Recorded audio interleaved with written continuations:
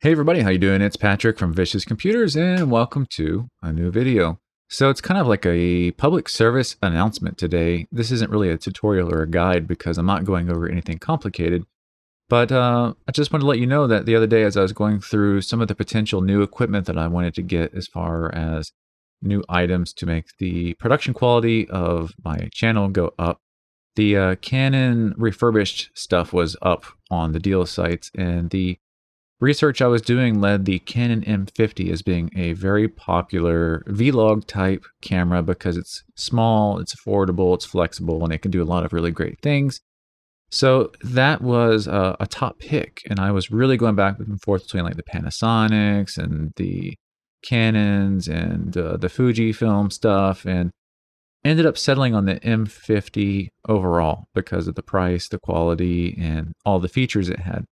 However, one of the things it doesn't do that was very desirable is it doesn't do clean HDMI out. And the reason that's important is you can take your DSLR, or in this case, a mirrorless SLR, and connect the HDMI out to a capture card and get really great live video like we're doing right now. So I'm not doing a recording and then importing this footage into my video editor. This is a live stream. Basically, I'm capturing this live using OBS, and I prefer to do it this way when I can. It makes production faster and easier instead of taking 5 different cameras and several microphones and then putting it all together in the video editor later.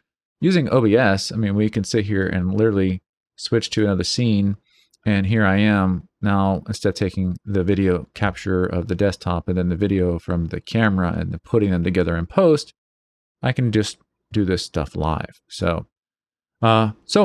back to what I was talking about. The M50, I looked into it. It doesn't do clean HDMI out. You can disable all of the overlays on there except for the autofocus brackets. And then you can get rid of those by putting it in manual focus, but then you'll lose the autofocus. And the dual pixel autofocus is one of the great things about the camera. So when you're just sitting still like I am and you set a good aperture, you can probably get away with that. However, if you don't have to, then don't. So I knew for a fact I was going to have a hack to get around this. I always find a way. And sure enough, if you use the, let's go ahead and just jump over to the screen now.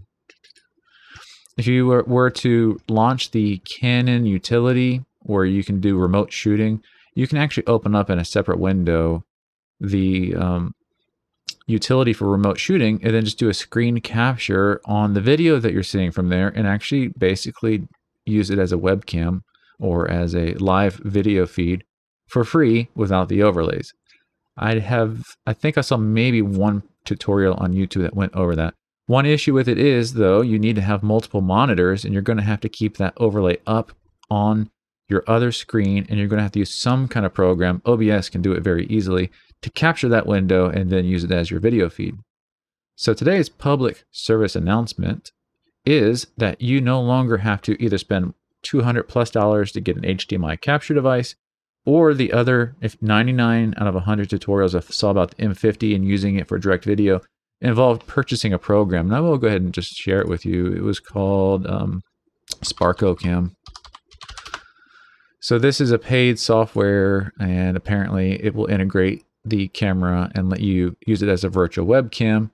And apparently it works pretty well, but it's going to cost you money. When I was downloading the drivers and software for the M50 the other day, however, I was looking for firmware updates and all that good stuff. Guess what I found? And nobody has mentioned it yet. And it just came out not that long ago. EOS Webcam Utility Beta came out 4/28. So this just came out the other day. And this is a driver that lets me use the M50 as a webcam, which means not only can you do what I'm doing right now with OBS and just grab this as an input source and use it for your videos, but it also means you can use it for Skype and Zoom and any other program that would not be able to integrate a window capture. You can just use it as a webcam. Now, the great thing is it gives you the flexibility of having multiple lenses. It has great autofocus. You can do some pretty creative stuff with it. The bad news is, I'll tell you, the quality is not 100% complete. The resolution is not 1920 by 1080p. I can tell you that for sure. When we go full screen, You can see the quality. I have not learned how to tweak the camera yet. I'm not sure if I can override any of these settings like you can with a traditional webcam, because I can see a lot of noise in the video, which means probably the ISO is very high. Also, the resolution is not great. I had to scale this up. So I'm doing a 1920 by 1080p capture, and I can tell that this was, it was only taking up like 720p, and I had to scale it up to fill the screen. So it's not great if you're doing professional studio quality captures. For that, you might want to record the footage onto the camera and do everything in post. But if you're just going to do a webcam in the corner kind of thing, where you're actually shrinking down the resolution, then that 720p is more than enough. And then of course you get all the flexibility and the quality that comes with having a mirrorless SLR. For comparison, when I used to do live video feeds into OBS, I used the Logitech C910, which is one of their high definition, high-end webcams. This is what that one's looking like. So, in some ways, it looks better, but I mean, it seems to be doing better with detecting the white balance, and I see a little bit less grain. But there is more clarity here. And again, this hasn't been tweaked yet. So I just want to let you know that you can go download this now. EOS Webcam Utility Beta. This will give you a free way to use the M50 for live video feeds and use it for all of your other webcam needs without spending, what was it, about $60 for this program, and without spending about $150 and up for HDMI capture devices. And of course, again, the M50 doesn't do clean HDMI out, so that's not the ideal way to do it anyways. Still waiting on more equipment to come in, and I will be using that along with my old stuff. So let me show you what the old stuff was. This was the Yi 4K little action camcorder.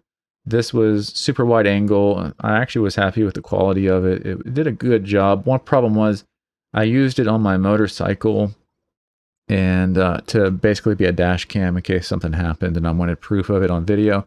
And all of that vibration eventually broke the microphone on it. So the microphone is busted, and I get terrible audio out of this thing now. So bad that it's even hard for me to sync up external audio to it. So that is still around for video purposes, maybe B-roll stuff, but it's no longer a primary. And then I still have my workhorse. When it comes to Nikon versus Canon, I actually chose to be a Nikon guy back in the day for still photography. But Nikon just really never caught up with Canon when it came to doing video on the DSLRs. Maybe they're a lot closer now than they were back then. I haven't really researched the Nikon side of the house too much. But Canon is what kept coming up in all of my research. And the M50, I'm happy with it. I might actually buy a second M50 once I've got my handle on this one better and I really fully understand what it can do. So I think that's pretty much it. I don't think anyone really wants to see the screen capture process at this point, because the webcam is going to give you greater versatility and be easier to use. A couple of gotchas. It seems to be hard for the software to hook the camera sometimes.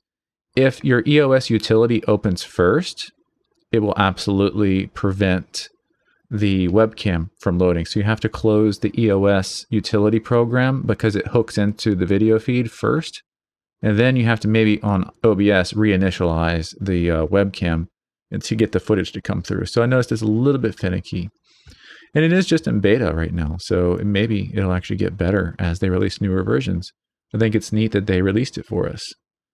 So other than that, I'm looking around my desktop. I don't think there's much else to show. I mean, let me just pull up the Logitech camera software. So this is the one benefit to using like a dedicated webcam, is the fact that you have the control software, and I can go in here and choose my white balance, my zoom, and this, and that, and the other. I have found no such controls for the M50. It's just strictly kind of hiding in the background, doing its thing to give us a video feed. On the camera itself at this point in time, it's just going to show me connected to my PC, and there's no controls on it that I can imagine. You can still obviously do zooming and this and that and the other with the lens. So I don't know if I change settings on the camera beforehand, if they get locked in for video. So maybe I'll do a follow-up video once I get more testing in. But I just wanted to get this public service announcement out there as quick as I could, because this is very useful information.